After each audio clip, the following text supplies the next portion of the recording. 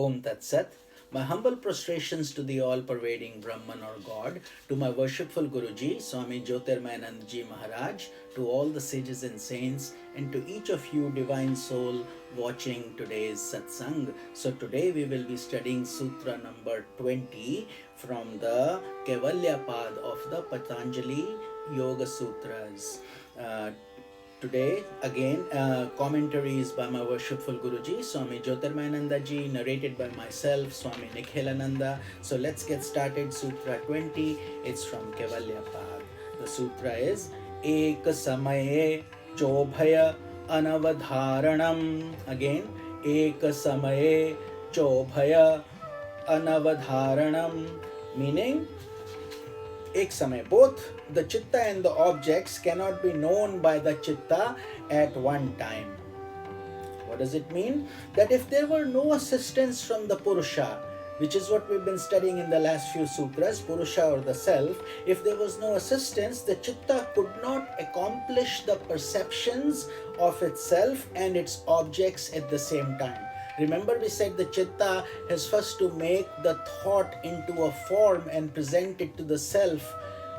So for that to happen, the chitta is changing, and if it could not by itself, it cannot do it without the cooperation and without the light of the Purusha. But in practical life, it is seen that a person is aware of his mental condition, his chitta, through experiences of pleasure, pain and like, while at the same time he is also aware of the external objects.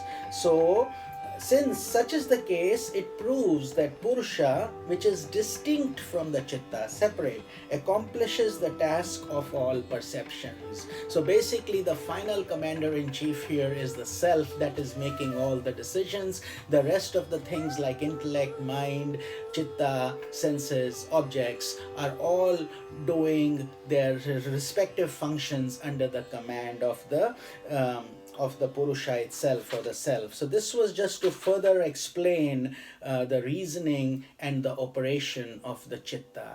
This chitta is your unconscious. It is unconscious and subconscious. This is where all your thought waves from millions of lives reside. Good thoughts, bad thoughts, good karmas, bad karmas. And therefore, people in the initial stages find it so hard to meditate because it's like the waves of the ocean that keep on coming. Some are high, some are calm, some are peaceful, some are agitated, and so on. And we experience that in our mind, and through our mind we go through pain and pleasure. But here they are showing us the internal workings of the process itself.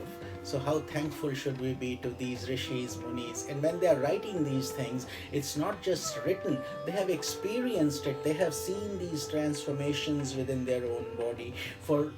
And then through their intuitive experiences, they want to share it with all. They want everybody to experience this bliss. So that is the magnanimity of Sanatan Dharma, all our sages and saints. And when we sit together and we, even if for a few minutes, we enjoy this pure energy, this becomes satsanga, which means association of the truth. So I hope you're continuing to gain some insight, some wisdom from these deep scriptures.